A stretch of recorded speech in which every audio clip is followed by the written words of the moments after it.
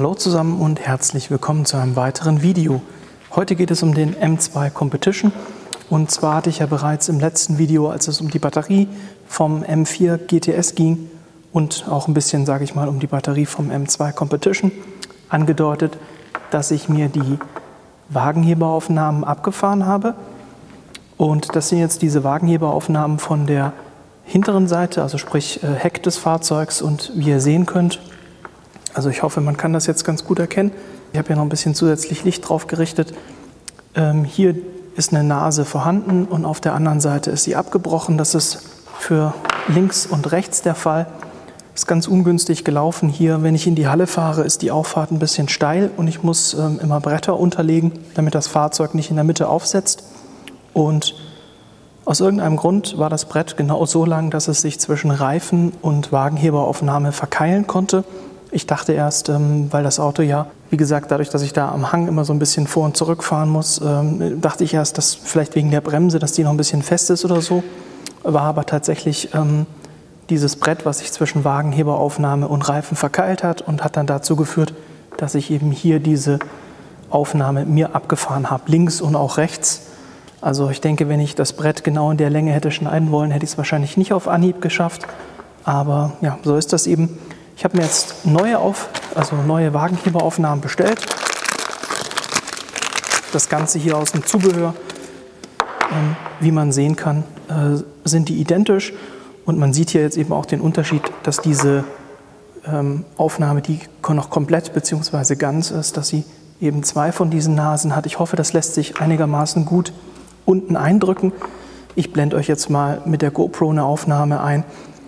Zum einen von der Seite, wo es abgerissen ist, das seht ihr jetzt. Da geht man also, wie gesagt, von der Fahrzeugflanke nach unten und da seht ihr schon, da ist einfach nur eine Aussparung mit 3 Löchern. Das Ganze können wir uns jetzt auch einmal vorne anschauen. Da auch wieder so von der Flanke filme ich jetzt nach unten und dort seht ihr eben, da ist noch eine Wagenheberaufnahme vorhanden. So, und wie gesagt, jetzt versuche ich das Ganze wieder zu reparieren, dass ich das Auto auch wieder aufbocken kann, denn ich hatte auch im letzten Video ja bereits erwähnt, dass ich jetzt nochmal 2 Trackdays gebucht habe. Ich hoffe, mein Rücken hält und ich kann dann auch teilnehmen. Bis jetzt sieht es gut aus.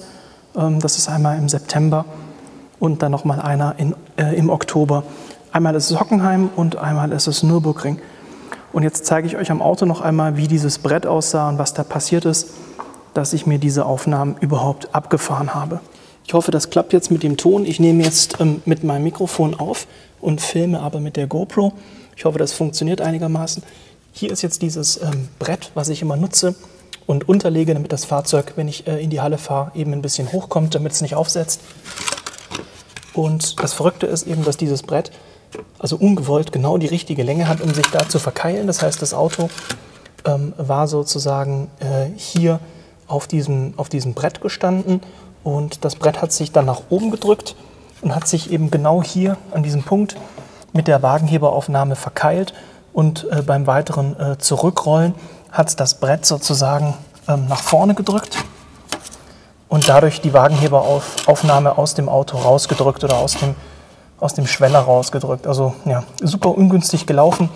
Ich habe noch ein zweites Brett, was man hier noch ransetzen kann. Ich hatte auch beide im Einsatz. Ich werde jetzt die Bretter einfach miteinander verschrauben und dann sollten die hoffentlich nicht mehr sich so verkeilen, da es dann einfach insgesamt länger ist.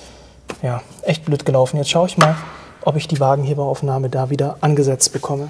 So, ich hoffe, ihr könnt das jetzt einigermaßen sehen. Das ist jetzt auch für mich ein bisschen schwierig. Ich hoffe jetzt einfach, dass sich die Aufnahme hier mit relativ wenig Kraftaufwand wieder eindrücken lässt. Sonst habe ich da ein Problem, denn Aufbocken ist momentan ein bisschen schwierig.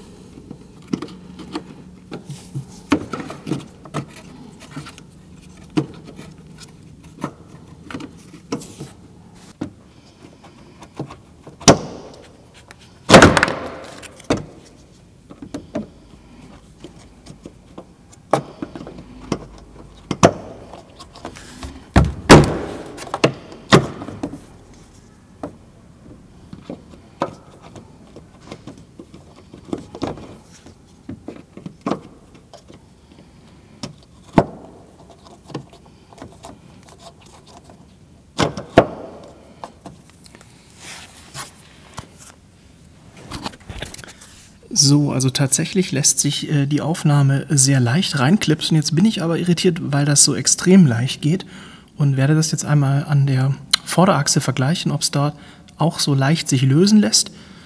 Denn, wie gesagt, das erscheint mir jetzt wirklich sehr einfach. So, jetzt sind wir an der Vorderachse. Und jetzt muss ich mal schauen, ob das hier so leicht rausgeht, wie es hinten reingeht. Na, ich würde sagen, das hier hängt deutlich fester.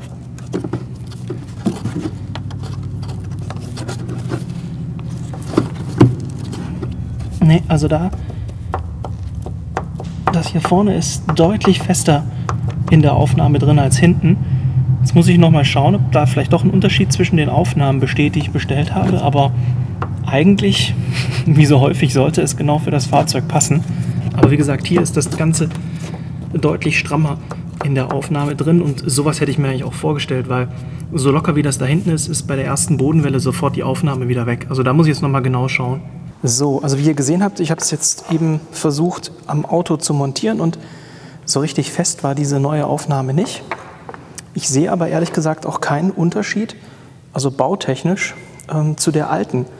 Sowohl die Klipse hier an der Seite kann ich keinen Unterschied erkennen, als auch hier in dieser Gummilippe, das ist identisch, das Mittelteil. Ich probiere es jetzt einfach nochmal mit ein bisschen mehr Gewalt und schau mal, ob es dann ja einrastet.